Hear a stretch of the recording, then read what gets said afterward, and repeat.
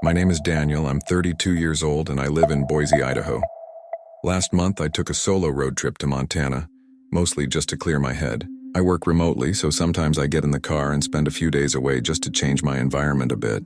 On that particular day, I had already been driving for almost 8 hours straight. I left early and barely stopped along the way. The original plan was to sleep at a roadside motel, but as I got deeper into the countryside, options became very limited. It was getting dark, my cell signal was unstable, and I started to feel a bit anxious because I didn't want to drive at night on an unfamiliar road. That's when I decided to open Airbnb and see if I could find something quickly, even if it was simple. After a few minutes of loading, a house showed up as available in a very small town. Barely anything on the map, just 2 main streets. The price was well below normal, which at the time I even considered lucky because I just needed a place to sleep. The photos were kind of generic. Simple living room, bed, small kitchen, nothing special, but it looked clean. I booked it immediately without thinking much because I was already tired and just wanted to get there. I received the automatic confirmation and an address with basic check-in instructions, nothing very detailed. What was strange is that there were no typical host messages like, "Let me know if you need anything," just the essentials. Even so, I didn't pay much attention to that at the time. I followed the GPS to the town and you could already tell it was a very quiet place. There was almost no movement on the street. Few houses with lights on, and most of them looked kind of old.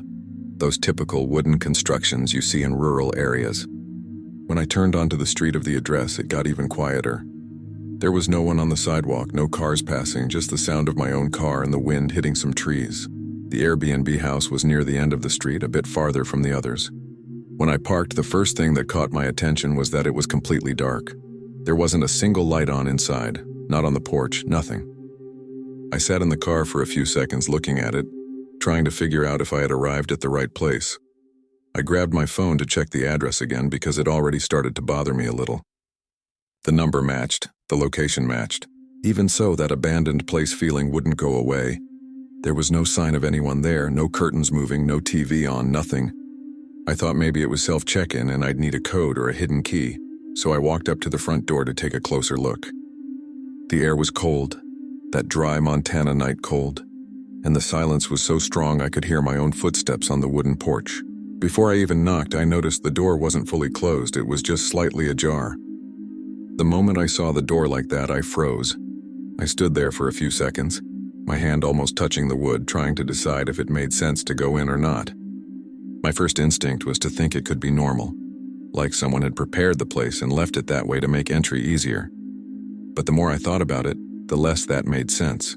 There were no instructions about an unlocked door, no warning, nothing. And the strangest part was the silence inside. There was no refrigerator noise, no minimal sound you expect from an occupied house. Even so, I ended up knocking lightly, more out of reflex than decision.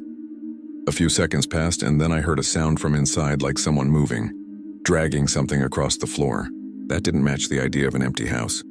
I instinctively took a step back and that's when the door opened a bit more slowly. A man appeared there partially in the dark since there were no lights on behind him. I could only see his outline and part of his face lit by the streetlight. He didn't seem surprised to see me. On the contrary, he looked at me like he had been expecting me. The first thing he said was something like, "Oh, you must be the reservation," in a very neutral tone, completely emotionless. That made me even more uncomfortable because it didn't feel like a normal host reaction. I froze for a second but replied that yes, I had just booked through the app. He opened the door a bit more and stepped aside as if giving me space to come in, but without turning on any lights. That caught my attention immediately. Normally, anyone would at least turn on a living room light to receive someone, especially at night. I tried to look inside, but I could only see parts of the house, everything dim, with strange shadows caused by the weak streetlight coming through the windows. The smell coming from inside was also strange. It wasn't the smell of a clean house ready for a guest, it was stale, like the place had been closed up for too long. He then said there had been a mix-up with the reservation, but that I could come in anyway, that everything was fine. That was the moment something really didn't sit right with me. It wasn't one specific thing, it was everything combined. The way he spoke, very calm, almost rehearsed. The fact that he didn't turn on any lights, the smell, the silence, and especially the fact that he didn't ask anything. Not my name, not reservation confirmation, nothing.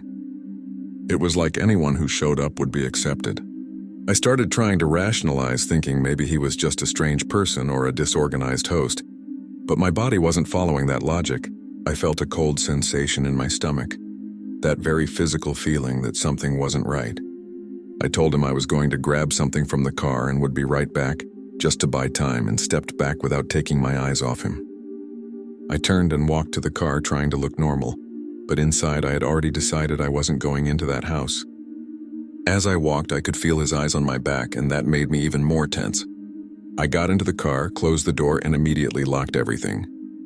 I sat there for a few seconds, breathing, trying to organize what I was feeling. I looked in the rearview mirror and saw him still standing at the door, not doing anything, just watching me. No urgency, no sign of being annoyed or trying to convince me. That was too strange. I grabbed my phone and tried to open the Airbnb app again to check the reservation details. It took a while to load because of the weak signal, but when it finally opened, it took me a few seconds to understand what I was seeing. The listing simply didn't exist anymore. It didn't show in my active reservations. I couldn't click it. There was no visible history. I thought it was an app error, so I checked my email for the confirmation. I found the email, but when I tried to access the property link, it led to a page saying the listing had been removed. At that moment, my heart started racing in a way I can't fully explain. It didn't feel like just a strange situation anymore. It felt like I had stepped into something I wasn't supposed to. While I was still looking at my phone, trying to understand if it was a bug or something temporary, my phone started vibrating in my hand. It was a call from an unknown number. Without thinking much, I answered, maybe assuming it was someone from the platform or even the host. On the other end, there was silence for about 2 seconds, and then a male voice spoke in a low, muffled tone asking, "Is the order ready?" That made absolutely no sense. I barely responded, just said, "I think you called the wrong number," but the person hung up immediately. It all happened very quickly, but the tone of the voice didn't sound like someone confused. It sounded intentional. I stared at my phone after the call, with a bad feeling, trying to connect it with what was happening there. Almost at the same time, I looked back at the house. The door was still open, but now the man wasn't there anymore. I didn't see him go inside, didn't hear the door close, nothing. He just wasn't at the entrance anymore. That gave me a tight feeling in my chest because the time between me getting into the car and looking back was very short. I started looking around at the sides of the house, the windows, trying to see if there was any movement, any shadow, anything. But everything remained dark and quiet. Only now the silence felt different. Heavier, like someone was there but making no sound. That's when I noticed something else that made me even more alert. A bit farther from the house, near the end of the street where it met a darker area with trees, there was a parked car. I hadn't noticed it when I arrived, probably because I was focused on the house. It had its headlights off, completely still, and I couldn't clearly see if there was someone inside. Its position was strange, not in front of any specific house, just off to the side. I stared at it for a few seconds, trying to detect any movement, and that's when I had the impression that someone was sitting in the driver's seat, completely motionless. I couldn't see a face, nothing, just an outline. My first instinct was to leave immediately, but at the same time I froze. I didn't want to speed off and draw attention without understanding what was happening. I stayed there in the car, engine off, trying to remain calm. I picked up my phone again and tried contacting Airbnb support, but the signal was terrible. Meanwhile, I kept glancing at the car down the street. At one point, I thought I saw it move slightly, like someone had released the brake or shifted the wheel. It lasted just a second, but it was enough to reinforce the feeling that I wasn't alone there, and that none of this was a coincidence. I decided to start the car, but I did it slowly, trying not to make it obvious that I was leaving. As soon as the engine turned on, the sound felt too loud in that silence. At the exact same moment, I looked ahead and saw that the car at the end of the street had also started. There was no delay, no hesitation. It was almost simultaneous. My whole body went cold. Its headlights turned on, but it didn't come straight toward me. It stayed still for a second, like it was waiting for something. I gripped the steering wheel tightly, trying to decide whether to leave slowly or just speed off. I started driving, maintaining a normal speed as if I were simply leaving because I had changed my mind about the stay. But in the rearview mirror, I saw the other car start moving too. It kept a constant distance, not too close, not too far. This went on for a few minutes as I left that street and took a smaller road that led back to the main highway. There was almost no lighting, just a few scattered poles, and everything else was completely dark.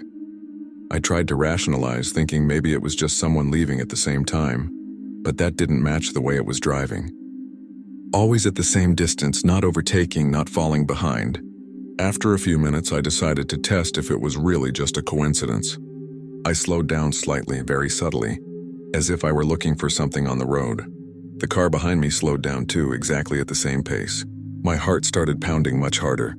I felt that pressure in my chest, my hands sweating on the wheel, and a very clear sense that this wasn't normal. I looked in the rearview mirror again, and this time I could see a bit more of the car. It was a dark sedan, nothing remarkable, but the front windshield looked too dark for that time of night. I couldn't see who was driving, just the reflection of my own headlights. I kept driving for a few more minutes until I finally reached a more active road, where there were already some trucks and other cars passing. As soon as I entered that larger road, I accelerated more firmly, blending into the traffic. I looked in the rear-view mirror, expecting to see the car following me, but it didn't appear. It never entered the road. I don't know if it turned off earlier, stopped, or turned off its headlights, but it disappeared completely.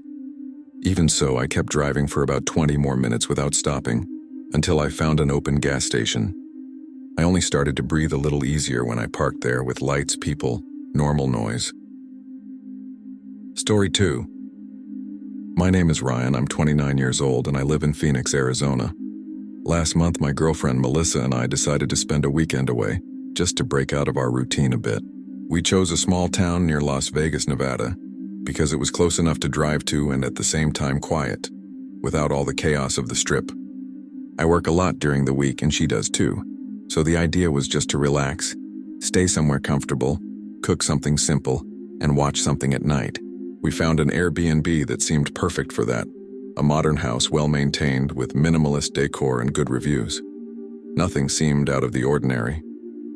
We arrived late Friday afternoon. The neighborhood was very quiet, those wide streets with similar houses, everything well organized, not many people walking around. The check-in was automatic, with a code on the door. Everything worked normally. Inside, the house was exactly like the photos. A spacious living room, a large sofa, a TV on the wall, an open kitchen. It had that clean house smell, kind of neutral, nothing strange. We left our things in the bedroom, took a quick shower, and spent a calm night, ordered food, and watched a series in the living room. Up to that point, there hadn't been anything that caught our attention in a negative way. It was exactly what you expect when you book something like that. On Saturday night, after spending the day out, we came back already tired. It had gotten a bit colder, so we closed the windows and stayed mostly in the living room. We turned off the main light and left only a dim, indirect light on, one of those softer ones near the TV. Melissa was sitting on the couch with me, curled up under a blanket, and we were watching something random. I don't even remember what. At some point, I started noticing a small point of light reflecting on the shelf that was in front of the couch. It was very subtle, like a small shine that appeared depending on how I moved my head. At first, I ignored it, thinking it was just a reflection from the TV or some decorative object. But it started bothering me because the shine didn't change with the scenes on the TV. It stayed constant. I said something to Melissa like, "Do you see that?" and pointed discreetly. She looked, took a moment to notice it, but when she did, she also found it strange. We sat there in silence for a few seconds, just staring, trying to understand what it was. I slowly got up from the couch and walked over to the shelf, almost trying not to make noise, as if that would make any difference. When I got closer, I realized it wasn't just any reflection. It was a small, dark object, placed between two decorative items with a discreet lens pointed directly at the living room. The moment I noticed it up close, I felt immediate discomfort, the kind you physically feel in your body. It didn't look like a normal object from the house. It was small, black, kind of hidden between a book and a decoration, but the lens was clearly aimed at the couch, exactly where we had been sitting for hours.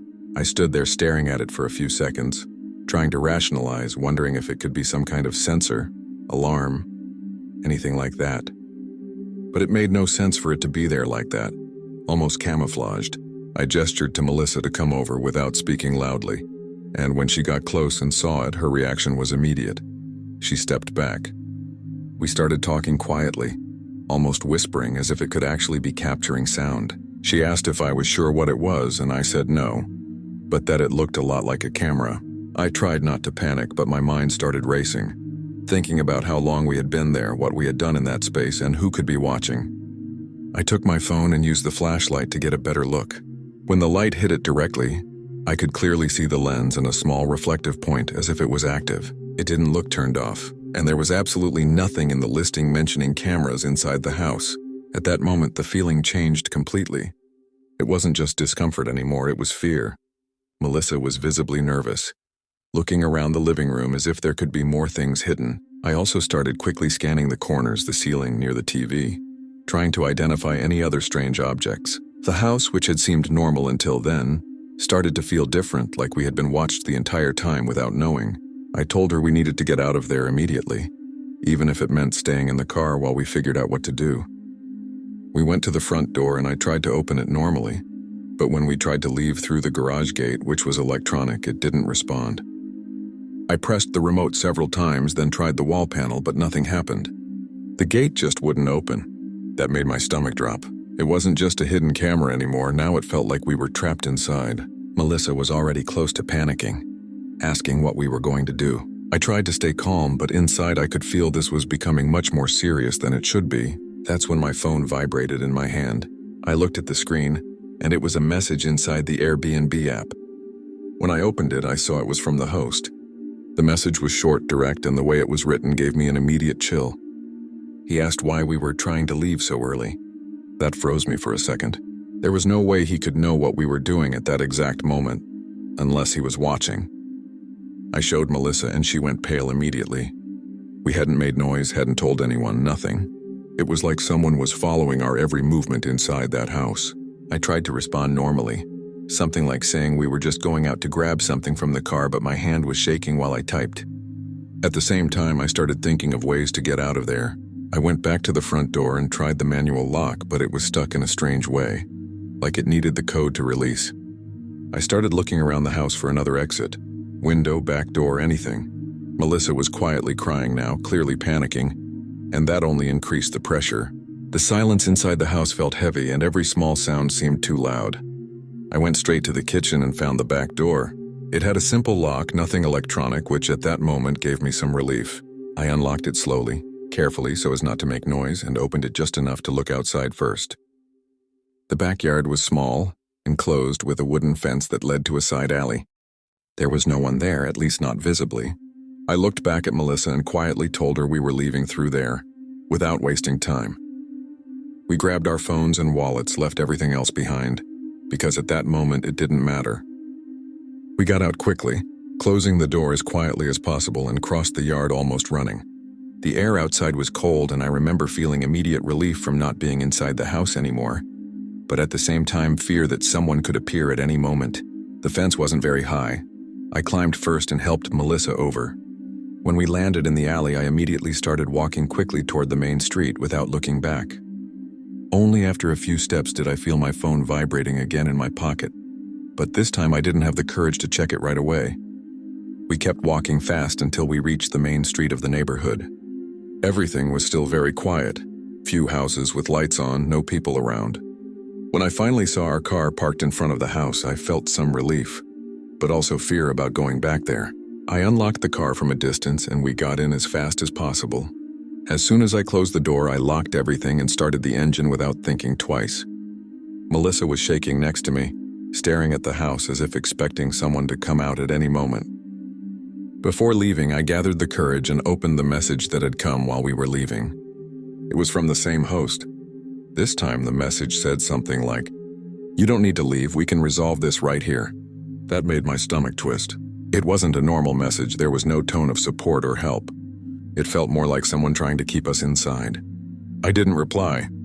I just put the car in gear and drove away from that street as fast as I could. I didn't even think about going back to get our things. I drove straight to a hotel on the road about 20 minutes away, and only when we got somewhere with people, lights, and normal noise did I start to feel like we were safe. Story 3. My name is Ashley. I'm 27 years old and I live in Charlotte, North Carolina. Last month I had to travel alone to a small town in rural South Carolina for a quick work training. It was only a 2-day trip, so I decided not to stay in a hotel and rented a quieter Airbnb instead, because I thought it would be more comfortable and peaceful. The place was in a more remote area, with few houses nearby. Not completely isolated, but definitely not a busy area. I arrived in the late afternoon, already a bit tired from the drive, just wanting to take a shower and rest. The entrance to the house was through an electronic code, one of those keypads built into the lock. The host had sent the code through the app a few hours earlier, along with basic instructions. When I got there, I entered the code and the door opened normally without any issue. Inside, the house was simple, well organized, and looked clean, with that standard, freshly prepared smell.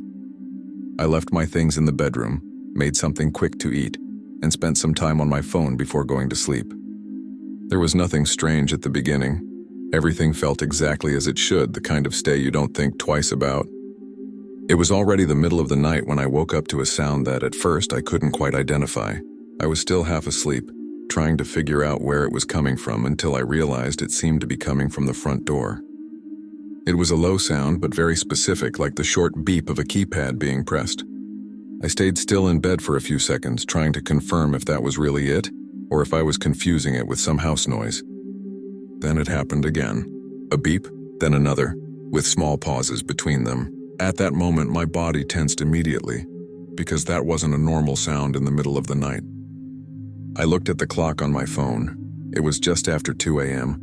I tried to rationalize it, thinking maybe it was some kind of electronic malfunction, an issue with the lock system. But the pattern didn't seem random. They were short sequences of presses, then a pause, and then it started again, like someone was trying to type something and getting it wrong. I slowly sat up in bed, trying not to make any noise, listening more carefully. My heart started beating faster, and that sense of alert took over. It didn't sound like a malfunction.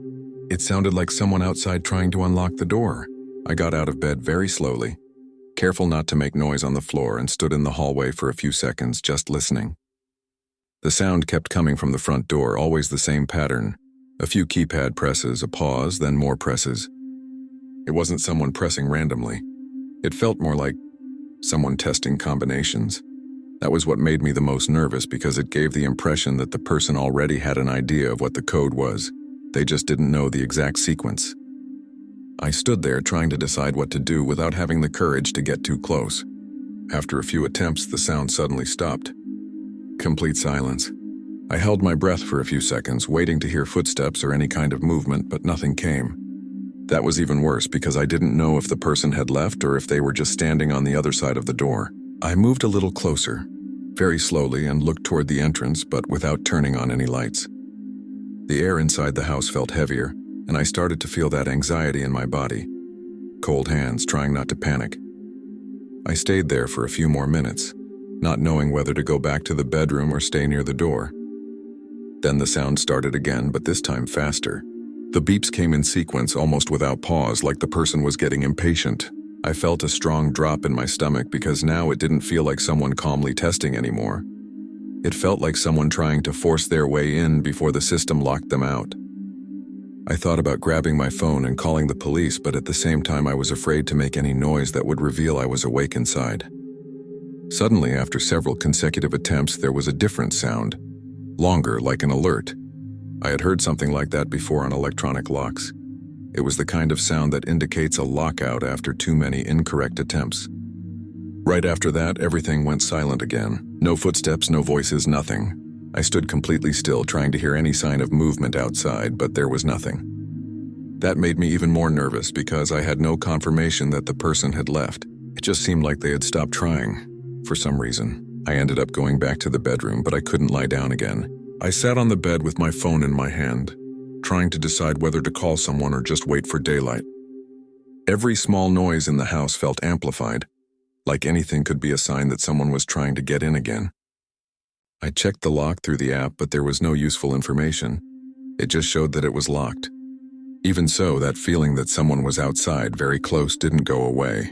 I stayed like that for hours, just waiting for daylight to start coming in. When morning finally came, I gathered the courage to go to the door. I approached slowly, looking through the peephole first, but I didn't see anyone outside. I opened the door carefully, just enough to take a better look. The morning air was cold and the street was still empty. That's when I noticed the outside of the lock. There were clear marks on the keypad numbers, as if they had been pressed many times recently. Some keys were more worn than others, with faint finger smudges, more visible exactly on the numbers that were part of my code. Story 4. My name is Tyler. I'm 30 years old and I live in Denver. At the beginning of last winter, 3 friends and I decided to rent an Airbnb in the Colorado mountains to spend a weekend away. It was that classic idea. Get out of the city, enjoy the snow, have a few drinks, cook, and just hang out. We had done this before, so it wasn't anything new. This time we chose a more isolated house, a bit farther from the tourist areas, because we really wanted peace and quiet. I drove and we arrived late Friday afternoon, with the sun already going down and that cold bluish light typical of mountain regions. The road to the house already gave off a sense of isolation. After a certain point, there were no more nearby houses, just a dirt road with trees on both sides. When we finally got there, the house was exactly like in the photos. Wooden, 2 stories, very simple but well maintained. But as soon as I parked, something caught my attention. On the side of the property, a bit farther from the main entrance, there was an old car parked there. It was an older model, somewhat worn with dull paint. It didn't look abandoned, but it also didn't look like it had been used recently. At the time, we briefly commented on it, assuming it might belong to a neighbor or even the owner of the house. We got out of the car, grabbed our things, and went straight to the entrance. The place was completely silent with no other sign of people nearby. You couldn't even see neighboring houses from there, just trees and more trees. While we were unloading our bags, I looked again at the old car. It was parked slightly off, not perfectly aligned with anything, like it had been left there without much care. There was some dirt on the tires, but nothing that clearly indicated how long it had been there. One of my friends even joked that it looked like a horror movie car, but no one really took it seriously. We went inside, checked in with the code as usual, and started settling in. Inside, everything seemed normal. The heater was working, the kitchen was equipped, nothing out of place. We spent the early part of the evening casually preparing food, opening some drinks, and playing music at a low volume. Every now and then someone would mention the car outside, but always jokingly, like, if someone shows up, we run. No one was actually worried at that point, but as the night went on and the silence outside became more noticeable, that detail started to linger in our minds. It was fully dark by the time we turned off the main lights in the living room, leaving only dim lighting. Outside, you couldn't see much beyond darkness and the faint reflection of snow in certain spots. At one point, I got up to grab something from the kitchen, and as I passed by the side window, I ended up looking in the direction where the car was. I can't say exactly what caught my attention, but it seemed slightly different. It wasn't an obvious change, but the position of the car seemed a bit off compared to what I remembered. I stood there for a few seconds trying to compare it mentally, but I wasn't sure enough to say anything. I went back to the living room and mentioned it casually, more as a question than a statement. One of my friends got up to check as well. He stood there for a while looking through the window and said it looked the same, but he didn't sound completely convinced either. It just hung in the air. We tried to ignore it and kept talking, but after a few minutes someone brought it up again and another person went to look. Gradually it became a more serious topic because everyone had the same feeling. The car seemed slightly out of its original position, as if it had moved a few centimeters. There was no one outside, no sound of an engine, nothing to explain it. We started paying closer attention. One of my friends suggested it might just be an illusion caused by the different lighting, since it was dark now and earlier it had still been daylight. That made sense, but it didn't fully explain the feeling of change. I went back to the window again, trying to observe more carefully. I started comparing the position of the wheels to a patch of snow on the ground, as if looking for a reference point. The more I looked, the more it seemed like the car wasn't exactly in the same place. It was a minimal difference, but enough to be unsettling. That's when we started taking it more seriously. Not to the point of panicking, but definitely becoming alert. The idea that someone might be nearby without us noticing started to feel possible.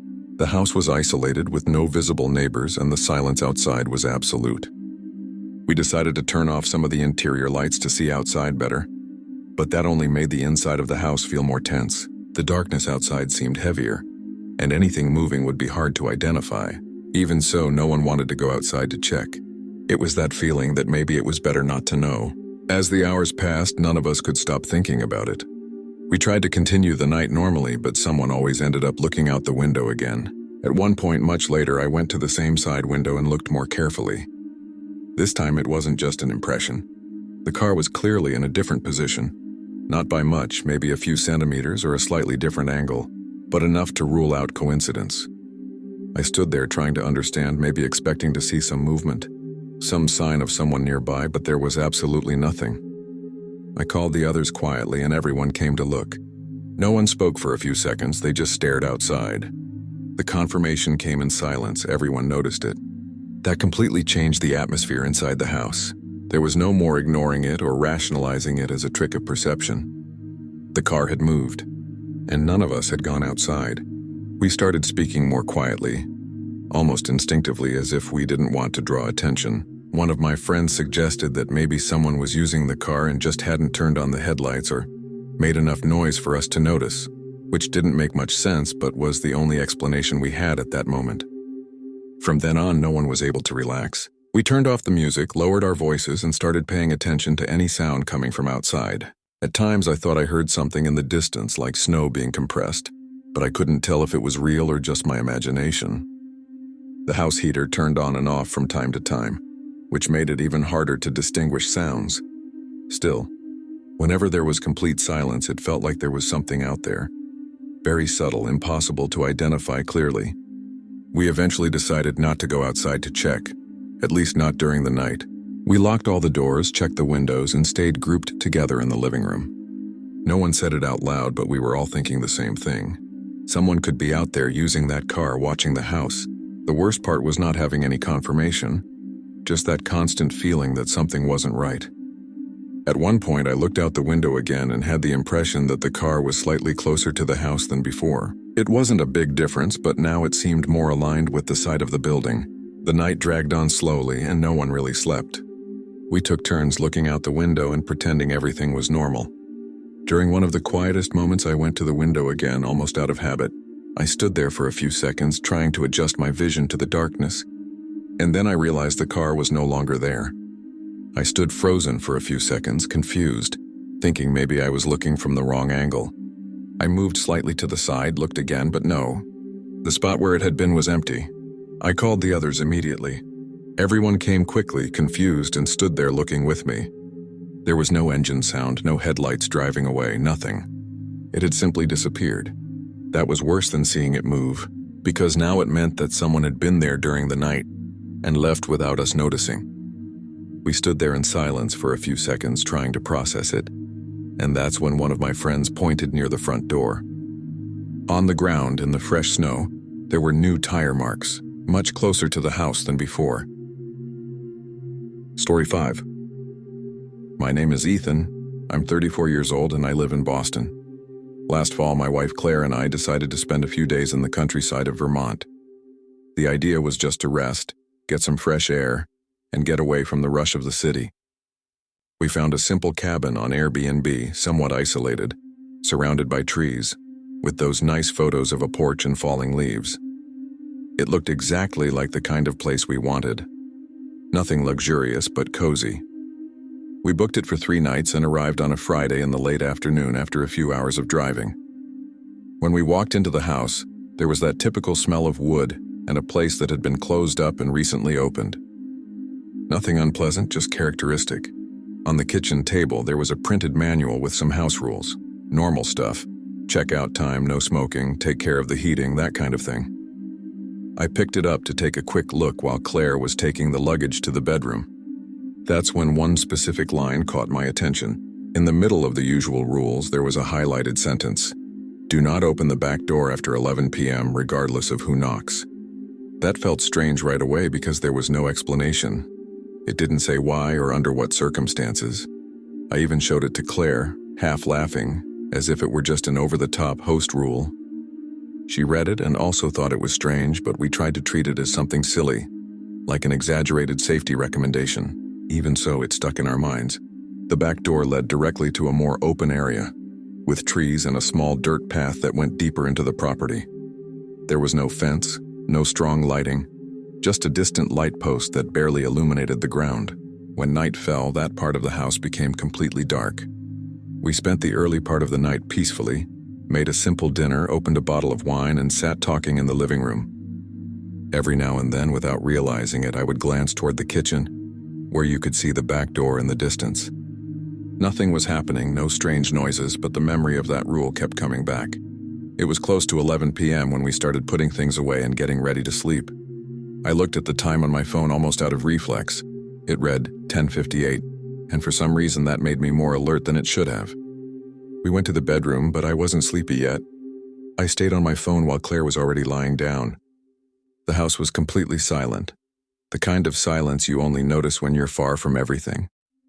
I remember checking the time again. It was already a little past 11. That's when the first sound came, a dry knock on the back door. It wasn't loud, but it was clear enough for me to recognize immediately. I froze for a few seconds, trying to understand if it could have been something else. Maybe a branch hitting or something like that. A few seconds later, it happened again. Same sound, same interval. That didn't seem random. I slowly sat up in bed, trying not to make any noise, and listened.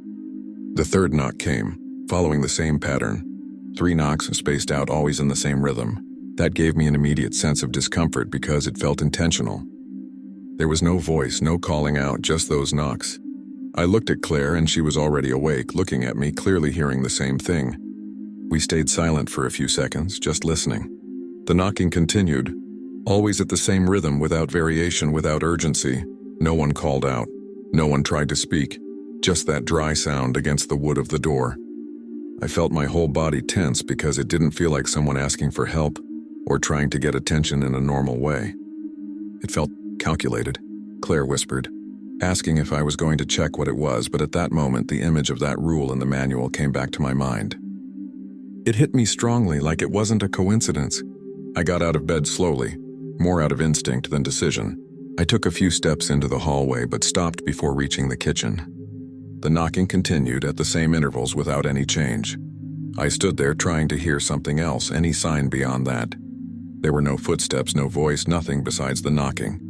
I thought about speaking out loud, asking who was there, but something stopped me. It didn't feel safe to interact. It was a strange feeling. Like any response from me would make things worse. I stayed there for a few more seconds, trying to decide what to do. But the more I listened to those knocks, the more certain I became that I shouldn't open that door. It wasn't irrational fear. It was something very clear, like my body was reacting before my mind could explain why. Claire came into the hallway, standing right behind me, holding my arm. She whispered, asking if we should call the police, but at the same time she seemed afraid to do anything that might draw attention. The knocking continued exactly the same, repeating like a pattern. After some time, longer than it probably really was, the knocking suddenly stopped. There was no sound of someone leaving, no footsteps, nothing, just silence. That was worse than the noise because now we didn't know if the person had gone away or was still there. Standing on the other side of the door, I kept looking toward the kitchen, waiting to hear anything, but nothing came. The house became completely silent again, with only the low sound of the heater running in the background. We didn't go back to sleep that night. We stayed in the hallway for a while, then moved to the living room, but always avoided getting close to the kitchen. It was strange because nothing was happening at that moment, but the feeling that someone could still be out there hadn't gone away. At times I thought I heard something very faint coming from outside, like a step on dry leaves or dirt, but it was never clear enough to be certain. Claire kept looking toward the door the entire time, as if expecting the knocking to return at any moment. When daylight finally began to come in, the natural light brought some relief. Everything felt less threatening in the daylight. Even so, it took me a few minutes to gather the courage to go to the back door. I approached slowly with Claire behind me and carefully unlocked it.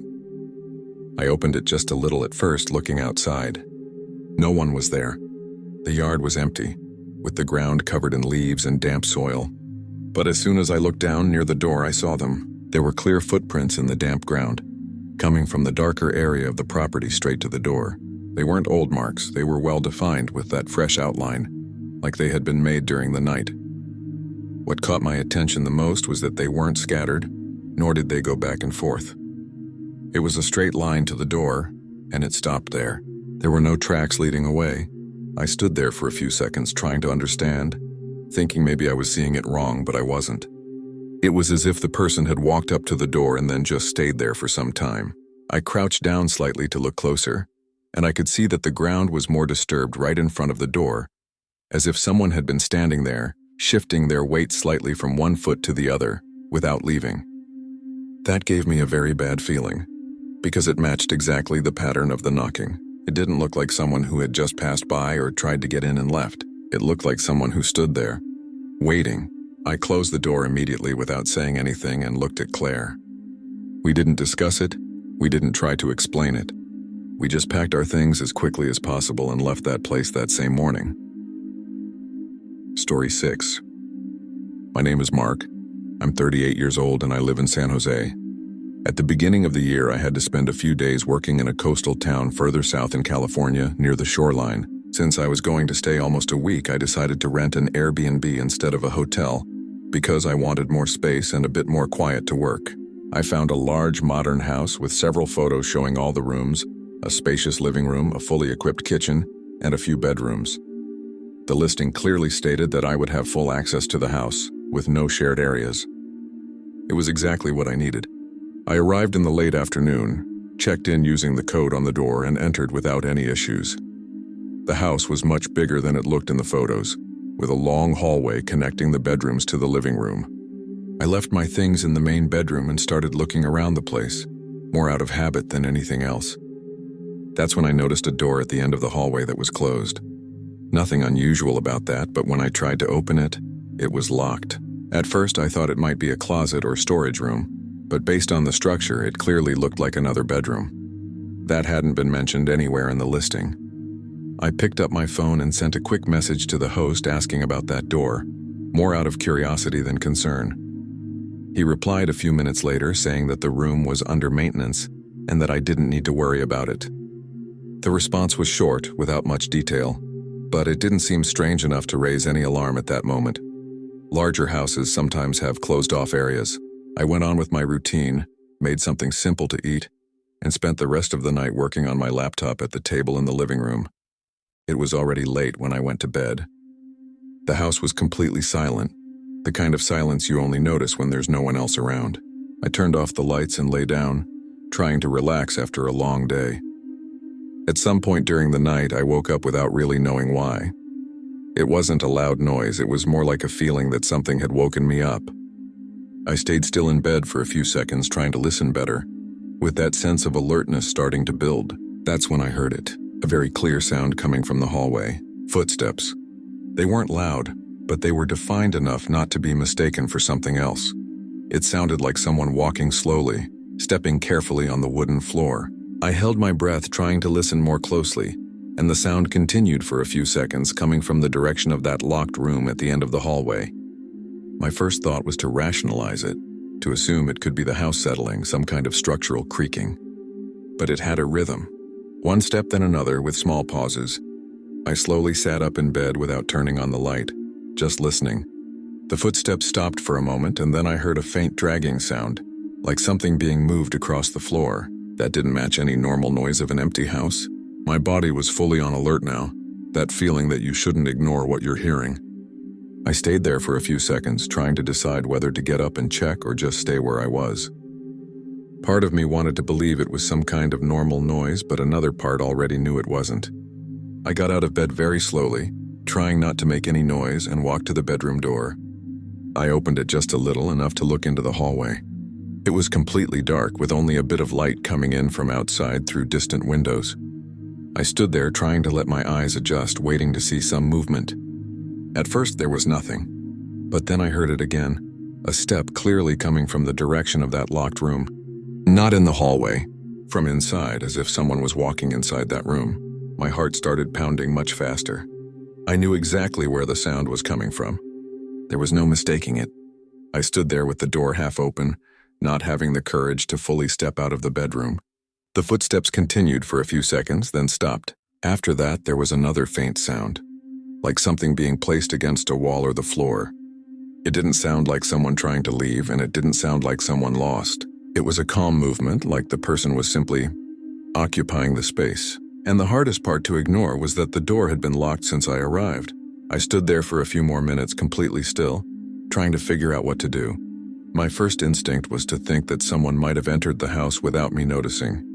Maybe a security flaw or something like that. But the more I thought about it, the less it made sense. The only area I didn't have access to was that room, and now there was someone inside it. I slowly picked up my phone and went back into the bedroom, carefully closing the door behind me.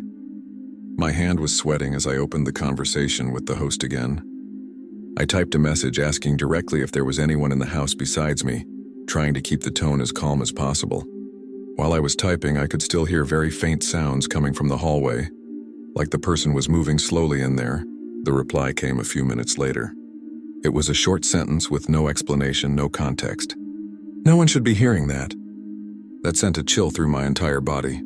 It wasn't a clear denial. It wasn't an explanation. It was like he was acknowledging what I was experiencing without wanting to explain it. After that message, I had no doubt that I needed to leave. It didn't matter what it was or who was in that room. I wasn't staying to find out. I got up, grabbed only the essentials, wallet, phone, car keys, and went back to the bedroom door. Before opening it, I paused for a few seconds, just listening. The hallway was silent at that moment, which somehow felt even worse. I slowly opened the door and took a quick look. Everything looked the same. Dark, no movement. I started walking down the hallway with light steps, trying to reach the front door without making noise. When I passed near the locked room, I felt an immediate sense of discomfort, like someone was very close on the other side. I didn't hear footsteps at that moment, but I had a clear feeling that I wasn't alone there. I didn't stop to think, I just kept walking toward the main door. I unlocked it, opened it, and got out as fast as I could. The cold night air hit my face and gave me some immediate relief, but I still didn't feel safe. Story 7. I'm 31 years old and I work in sales for a medical equipment company, so I travel a lot across the United States. The week this happened, I was heading to the Portland area in Oregon to visit some smaller clients in nearby towns. Since it was a short 2-day trip, I decided to stay in an Airbnb instead of a hotel, mostly for convenience. The place was in a very quiet suburb, the kind with nearly identical houses, wide streets, and almost no movement at night. The house itself seemed new, well-maintained, with everything automated: lights, thermostat, and especially the front door, which used an electronic lock connected to a mobile app. The owner had given me a code and said I could also control it through the app during my stay. I arrived in the late afternoon around 6 p.m., just as it was getting dark. The house was clean, everything normal, nothing out of place. I checked in through my phone, the door unlocked normally, and I went inside. I locked it again right after, more out of habit since I was alone. I spent some time organizing my things, answered a few work emails, and then went out to grab food at a nearby drive-thru. When I came back, it was fully night, that typical silence of a residential neighborhood where you barely hear anything except an occasional passing car. I locked the door again, checked it twice, even tested the handle to make sure it was really locked, and went to the living room to eat while watching TV. After eating, I took a shower and got ready to go to bed early, since the next day I had to leave early to visit a client in a nearby town. When I came out of the bathroom, already in pajamas, I did that automatic check around the house. Lights off, internal doors open, nothing out of place. The front door was still locked. I even looked at the lock panel on the inside, that little indicator light showing it was secured, and everything looked normal. I felt relatively calm. It was a quiet neighborhood, seemed safe, and the house showed no sign of any issue. I went to the bedroom, left my phone charging on the nightstand, and lay down. I was just about to fall asleep when my phone vibrated. It wasn't a message, it was a notification from the lock app. I remember exactly because the sound is different, kind of sharp. When I picked up the phone to check, it said the front door had been unlocked. At first I was confused, thinking it might be some delayed notification or that I had accidentally tapped something. I got out of bed immediately, that uneasy feeling already starting to creep in, and walked into the hallway. The house was completely silent. When I reached the living room and looked at the door, it was closed, apparently just as I had left it. I moved closer slowly, trying to hear anything from the other side, but there was no sound.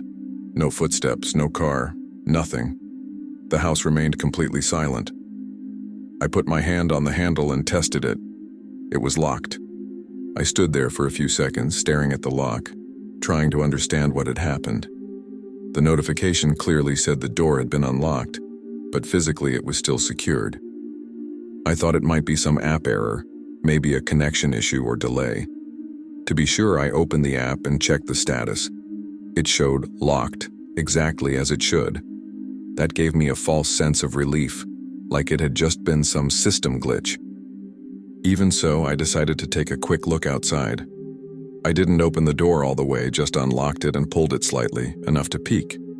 The street was empty, dim streetlights, no movement in the surrounding houses, no unfamiliar parked cars, no one walking.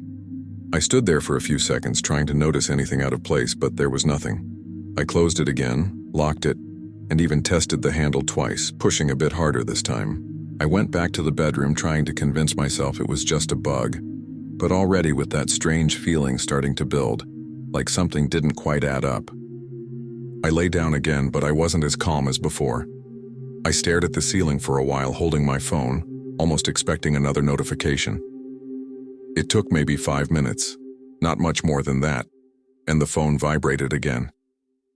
The same sound. When I looked, it was exactly the same message. Front door unlocked. This time there was no way to convince myself it was just a delay or simple error. I was awake, lying in bed, and the notification came in real time. My body reacted instantly, that cold feeling in my stomach, my breathing getting shorter. I sat up quietly on the bed, just listening, trying to catch any sound coming from the living room. I got up again, slower this time, and walked into the hallway almost without making a sound. The house was still completely silent. When I reached the living room, the door was still closed. I didn't go straight to the handle this time. I stood about 2 meters away, just watching, trying to see if there was any movement, any shadow under the door. Nothing. The faint outside light came through the edges, but didn't reveal anything beyond.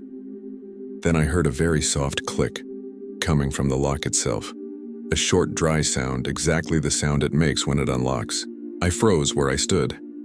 It wasn't my imagination. I recognized that sound because I had heard it before when using the app. It was exactly the same. I stared at the door, expecting the handle to move or the door to open on its own, but nothing happened. It stayed closed, still. Even so, I knew something had changed. I approached very slowly, trying to control my breathing, and reached out to test it. When I touched the handle and gently pushed, the door opened a few centimeters without any resistance. I immediately pulled it back and shut it, my heart racing. I locked it again right away, using the internal button, and stepped back. This no longer felt like just a random glitch. I went back to my phone and opened the app again, this time more carefully. I went straight to the lock's activity history. It showed the record of when I had locked the door earlier. And right below, 2 recent entries marked unlock. But what really made me go cold was seeing that neither command had come from my device. The app showed a different identifier, an access I didn't recognize. At first, I thought it might be the owner of the house. Maybe he still had access and was testing something. But that made no sense at that hour, without warning. Still, it was the first explanation that came to mind. I found his contact in the app, my hand already slightly shaking, thinking about sending a message. But before I even typed anything, my phone vibrated again. I didn't even need to open it to know what it was. When I looked, there it was again. Front door unlocked. I automatically looked up at the door and heard the click again at the exact same moment. This time I saw the handle move slightly. It wasn't someone trying to force it open, it was just a small, controlled turn, like someone outside was testing it. A real panic hit me at that moment because I couldn't pretend it was just a technical issue anymore. Someone was controlling it, and worse, they knew exactly when to do it. I took a few steps back, moving away from the door, trying to think quickly about what to do. My first instinct was to leave, get to my car and get out of there, even if it meant spending the night somewhere else. I quickly went to the bedroom, grabbed my bag, wallet, and car keys, my mind focused only on getting out as fast as possible. When I came back into the hallway, looking straight at the door, trying not to lose sight of it, I unlocked it through the app before getting close, thinking it would be faster that way. The app confirmed unlocked, so I went to the door and turned the handle, but it didn't open. I tried again, harder, and nothing. It felt like it was locked from the inside, completely stuck. At that exact moment, my phone vibrated again in my hand. When I looked, it said, "Front door locked." I felt a level of panic I had never felt before. I tried using the internal lock button, pressed it several times, heard the motor trying to turn, but the latch wouldn't release. It was like someone was controlling it from the other side, deciding exactly when to lock and unlock. I started breathing faster, trying not to completely panic, looking around for another way out. There was a glass door in the back that led to a small yard. I went straight there, almost running without looking back. When I reached the back door, I immediately tried to open it without even thinking. The handle turned, but the door didn't open. A cold shock ran through my body. I tried again, harder, thinking it might be stuck, but nothing. Then I looked to the side and saw there was a second lock, a manual one, that I had secured without really paying attention when I arrived. My hands were a bit shaky, but I managed to unlock it quickly and pull the door. This time it opened. The cold night air rushed in, along with that strange silence of the neighborhood. I didn't even properly look back. I just stepped outside and started walking quickly through the yard toward the side of the house. As soon as I took a few steps outside, my phone vibrated again. I looked automatically. Back door locked. That hit me instantly, because I had just come out through it. I instinctively turned around and looked at the glass door. It was already closed and when the lock engaged. I hadn't heard the sound, hadn't seen it move, nothing. But it was locked again. I stood there for a second, staring at it, with a very strong feeling that I should not go back inside. I just kept walking, went out through the side gate and headed straight to my car, almost running. I got into the car, locked the doors immediately, and sat there for a few seconds, unable to leave, trying to process what had just happened. My hands were shaking, and I had to pause to breathe before starting the engine. When I finally did, I looked one last time at the house. All the lights were off exactly as I had left them, except one. The living room light had turned on. I left right then and never went back. Later, I tried to contact the owner through the app. He replied saying he hadn't accessed the lock at any point and that only my device was authorized. I even considered going back during the day to pick up something I had forgotten, but I gave up. To this day, what bothers me the most isn't even the door locking. It's the fact that someone had complete control over it and chose exactly when I was allowed to leave. Thank you very much for your company until the end. Your support is what gives life to this channel. If these stories have caught you, don't forget to leave your like and comment on your opinion. And if you are not yet part of our community, sign up now to receive the next real horror stories.